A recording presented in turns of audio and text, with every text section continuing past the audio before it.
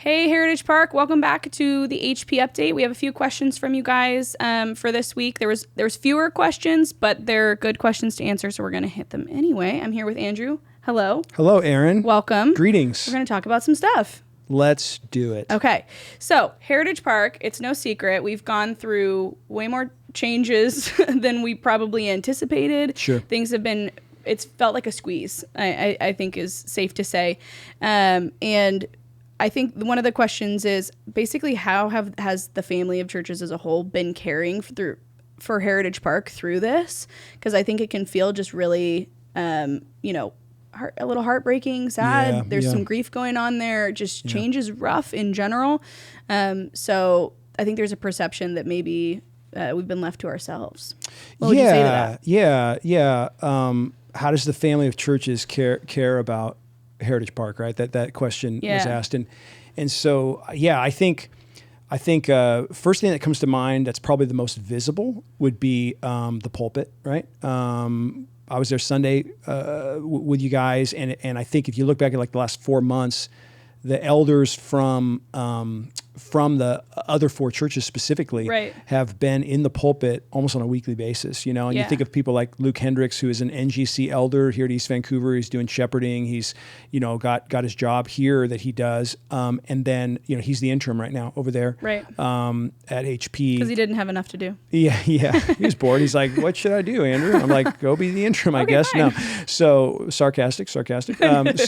But Gavin Hesse, who's an East Vancouver elder, Ben Potloff, the lead guy at Camus, Kenan and John Dombrowski, myself. So there's been a lot of it. Every one of those guys is an elder at another Some of You church or is preaching another Some of You church week after week. And so that's probably the most visible way that like you've got that collaboration together. You've got those guys. Nathan Norland's another one, right? The executive pastor here at East Vancouver. And, he's been in the pulpit there at least once, maybe twice at HP. So that's probably the most visible way you see on a weekly basis. But probably the way that's even more significant is the prioritization for the family of churches and for the elders in the family of churches From the beginning. From the beginning of this whole thing on focusing on getting the local lead pastor at Heritage Park, right?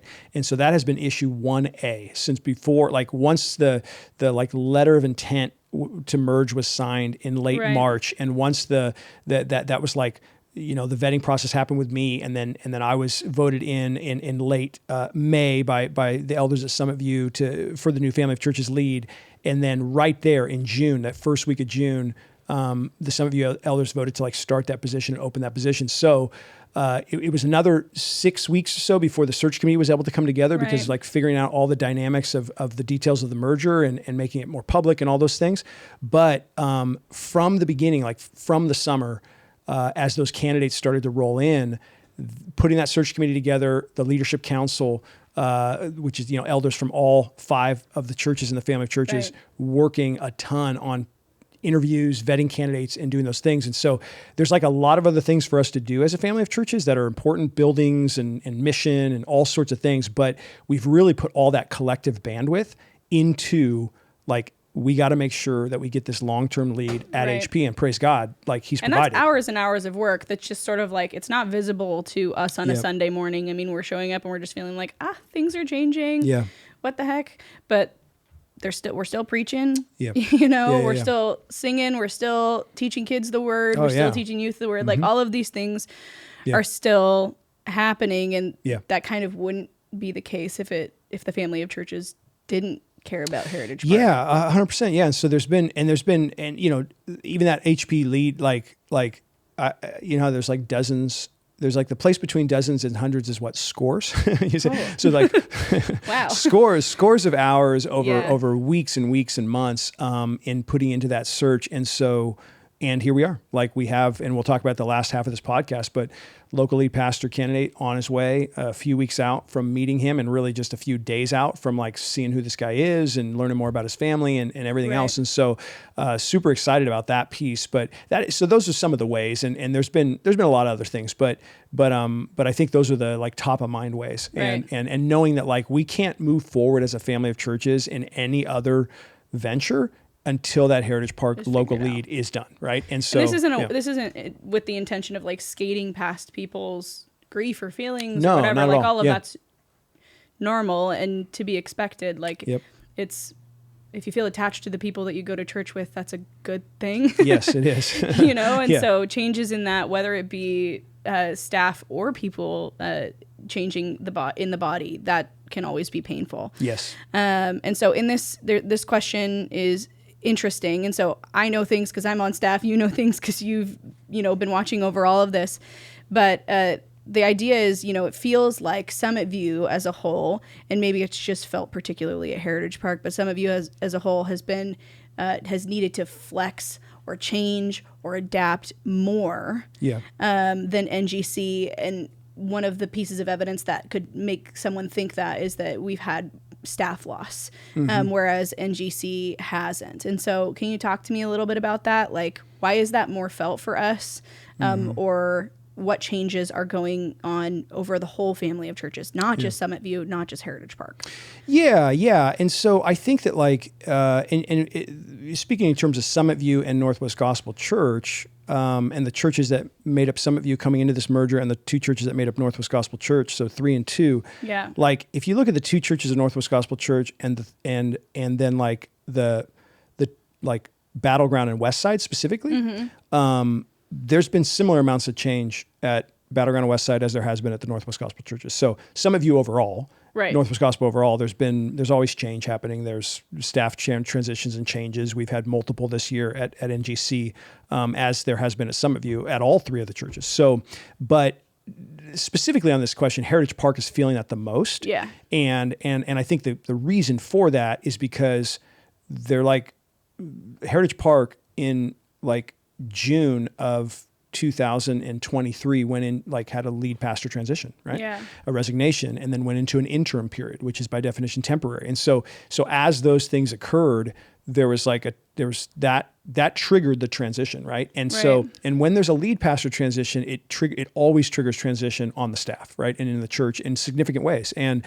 there's statistics out there on it, but there's always going to be transition that occurs as a result of a primary leadership transition. And so I think that's why it's felt so much at Heritage Park. Yeah. It's like, man, there's been a lot. Right? I mean, for example, when I was It's like prominent individuals too. yeah, so 100%. But when I was a youth pastor up north in a church, my lead pastor had been there a long time. There'd been a lot of church revitalization.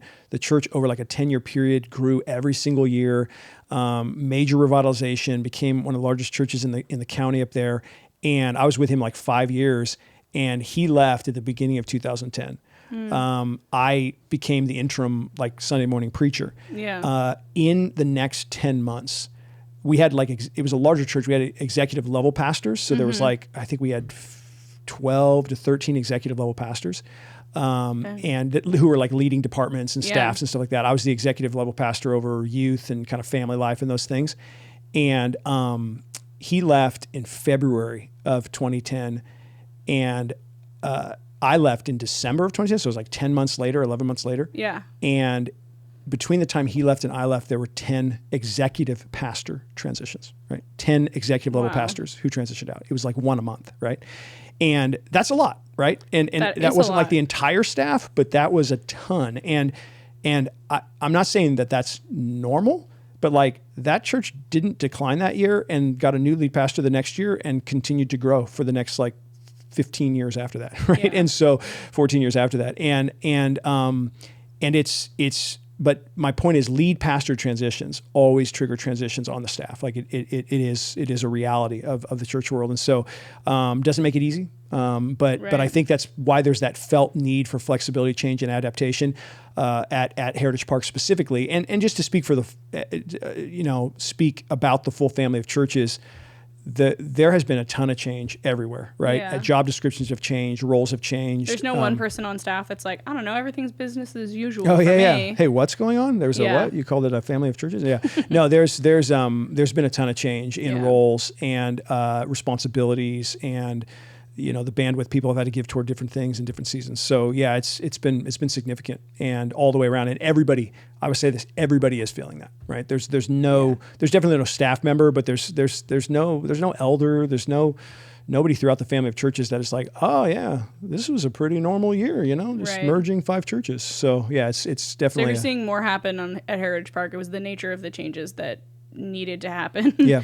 and needed to be addressed that is making it feel so felt. Yeah, and we're right at the end of that, right? And Yeah. and to the degree that like as a new lead pastor comes in there, the changes going forward are going to be people added to the staff. Like they're gonna, Right.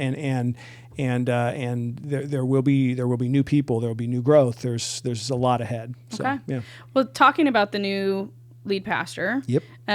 we have a guy we talked about, thumbs up, but let's talk a little bit more about the search committee. We've talked about the general composition of the search committee, but who are these people? Who are these people? Who are these people? So here's exciting And what stuff. happened? Yeah. So basically, and we've gone through it quite a bit, in earlier episodes in terms of not the specifics of who's on it, but in terms of like what the process was, right? Yeah. And so this episode that we are recording right now will be coming out on Friday, October 4th. Yeah. I don't know. So I'm bad at it's a calendar date. math. It's a number in October. So Friday, October 4th, this episode's going to come out. Sunday afternoon or evening, October 6th, in the inbox of the Heritage Park membership, there will be an email that has a candidate profile. There'll be a lot involved with that. There'll be a candidate profile. You'll click on that, probably a PDF. It'll open up, and you'll have pictures of the candidate, his family. You'll have descriptions, his heart. You'll learn about his history, like in ministry, and his vision, and all sorts of things, and just the profile of who this guy and his family are. You'll have a separate PDF that will have the names and pictures of both the Leadership Council, which was the decision-making body in this, and that's there's elders from all 5 churches on that, and so 9 men on that who voted unanimously to recommend him to the full council of elders. So those decision makers will be on, you'll see their pictures and their names. Then you're going to see the 6 people who are on the search committee that are members at Heritage Park, specifically 3 men and 3 women who engaged for months on the work of like vetting and then giving feedback to the Leadership Council. That search committee, as we've said many times, but just to repeat, that search committee was not the decision-making body. They weren't Right. voting on anything. They were simply coming at it from the standpoint of people embedded at Heritage Park who different contexts and ministries and stuff like that, and bringing feedback Yeah. and those kind of their unique perspective on the context and on the specific candidates to bear. So we'll name those here on the podcast in just a moment, but that's going to be in that email. And then you're going to hear about 2 dates coming up. The first date is October 17th at October 17th at 6 p.m. And so that October 17th is a Thursday evening. Thursday night, 6 p.m. I know there's some people who are going to be gone that weekend of the 20th. And so this is kind of pre that weekend in order to kind of anybody who's out of town or has stuff that they're going to do on the 20th. Thursday night, 6 p.m. at Heritage Park. You're going to meet the candidate and his wife. You'll see them kind of interviewed and get to know you. We'll have some great desserts. We will provide desserts. childcare. Wow, Okay, look at that. That will be a thing. And so Just don't give my kids desserts. Keep the desserts secret from the kids and give them to me. That's well, what I. that's a my, deal breaker. That's my personal. That's a deal request. breaker, Aaron. No. Okay, fine. So that's going to be Thursday night, October 17th, and then Sunday, October 20th, the candidate will be there to preach on Sunday morning. So that'll And it's also. not, this is like a normal sermon where we could reference back on it. It's like, I'm out of town that whole week. Oh, 100%. It'll be I'm panicking. online. Yeah, it'll be all those things. So there's going to be multiple uppers there. I actually, during our recording of this HP my. update, I've been texting with said candidate. And boy. he has just told me that he has agreed to come on next week's HP update. So that Wow. is even pre the 17th. So Aaron, you will have a be guest star interviewing him released. as the guest star on next week's HP update. So that's even before the 17th. So you get a candidate profile October 6th. It sounds like then if we can get all that done, that October 11th, the HB update, you will see the guy right here where I'm sitting, and you will not see me, and you will be very happy about that. And then the 17th, you'll meet him and his wife and a little bit there. And then the 20th, he'll be there to preach. Now, you're also going to receive, and this is new for some of you, okay? This has never happened in some of your history, but this is a part of the bylaws of the family of churches because this is important It's to not us. something we've had to do since we have had membership. Yes, exactly. exactly. But we are asking that you, as members, when you receive this profile, when you start to look into this candidate, that you pray, that you dialogue. If you have questions with your elders, throw some questions at HP Update. In fact, it sounds like throw some questions at HP Update for next week for the candidate himself. If you have questions, do you want to ask before the ice cream and the various desserts? Then hit us up. We just set it up to be like a 78 question episode. So awesome. Lovely. So anyway, but all that to say, you will be asked, and there will be a mechanism for this in the email on Sunday, October 6th, right? Okay. Meaning like there will be something that you can click on to vote, right? And this is a vote of affirmation, and you'll be able to affirm or not affirm or abstain from the vote, meaning like you're just like, I don't know either way, I'm just going to abstain in good conscience. Now, you don't have to vote right away. Like you have time with all these different data points to pray about that over a couple week period. Okay. That vote will close probably October 20th is the day he preaches, probably that night at like midnight, or whatever. So you're going to have Sunday. 2 weeks. Yeah. In essence, you're going to have 2 weeks to log in on that. Right. Okay. And just be prayerful about that. And there's a threshold that he has to be affirmed to be your lead pastor. Now, in the 30-year history of Summit View Church, that's never happened before. There's never been like the membership voting on to affirm a lead pastor. That's a new thing in our family of churches bylaws. But that's there because of the necessity of the local church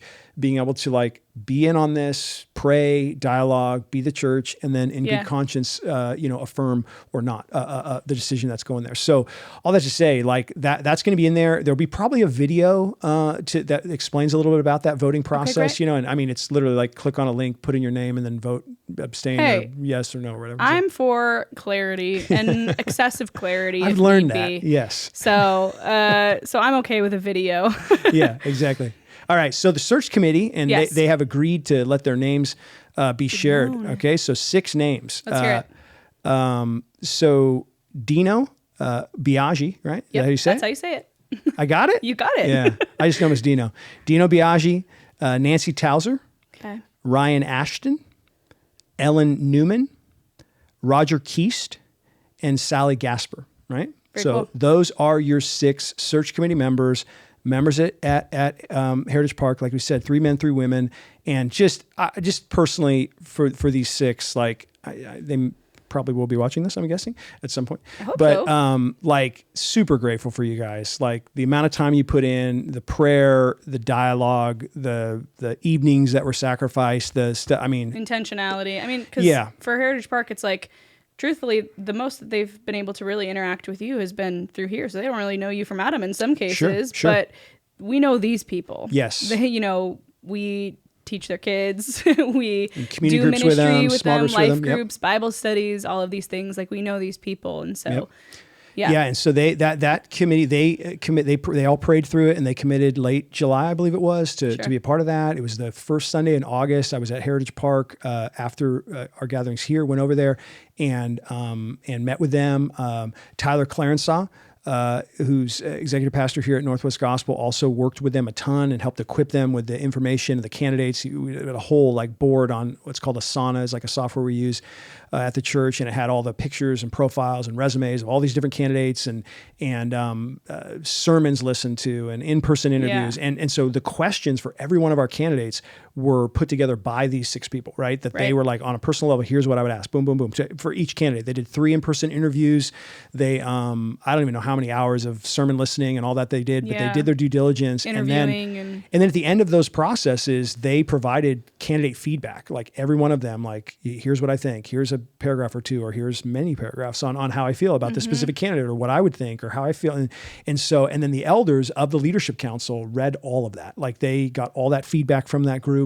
And I did mention before that we had the local leads on that as well. So like John Siebert, Kenan Stoltz, and Ben Potloff, who's the Camas Washougal NGC guy. So those guys were also on that committee. But those are the 6 members who committed to that from HP. And thank you so much. Thank you. Can't thank you enough. Yeah. They did awesome work. I don't have the time to do that, so thank you for doing that for me. Yeah. That was fantastic.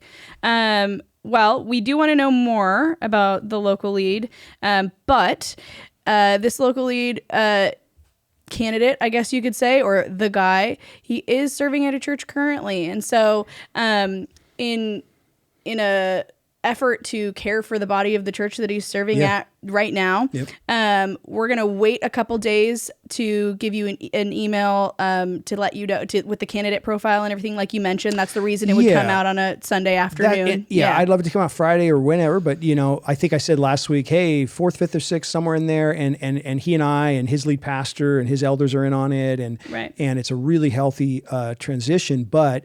Obviously, if you get a wonderful guy that comes as your lead pastor, like there's another context he's serving in who is, sending a wonderful guy. And so Fantastic. at a sensitivity to that church and the timing of when they're able to find out their membership and those kind of things, that's why we're choosing like late Sunday to send that out, because they'll be finding out early that week. And so that he's gone through that whole process, and that they will be launching him into a new season of ministry. So There you go. So yeah, so in that sense, as you get the candidate profile, I think we would simply ask, social media is a thing, right? So as you get that, like, please keep it off of any social Be media. discreet, Be yeah. discreet, and again, you're members at HP, and you care about not only your church, you care about the wider church body and the church that this guy's going to. So, or the church that this guy's coming from. So yeah, definitely sit on that. You don't want to share any of that publicly, that information. I know this is going to a few hundred members, but we just ask for your discretion on that. Yeah. To care for both this candidate and particularly for the local church that he currently serves. Yeah. Fantastic. Well, this has been HP Update this week. Continue sending in questions. As we know, I'm going to have a guest star next week. So if you have many questions, send many of them. I'm excited to answer those. And I'm excited for us to all be able to see this candidate profile coming out really soon. So just keep your eye on your email. We'll see you next week.